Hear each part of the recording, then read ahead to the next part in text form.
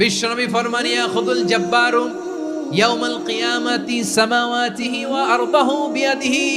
রব্বুল আলামিন কিয়ামতের দিন সাত আসমান সাত জমিন হাতের মুঠোয় নিয়ে এরকম ধরবেন। সুবহানাল্লাহ পড়েন। সাত আকাশ সাত জমিন আল্লাহর হাতের মুঠোয়।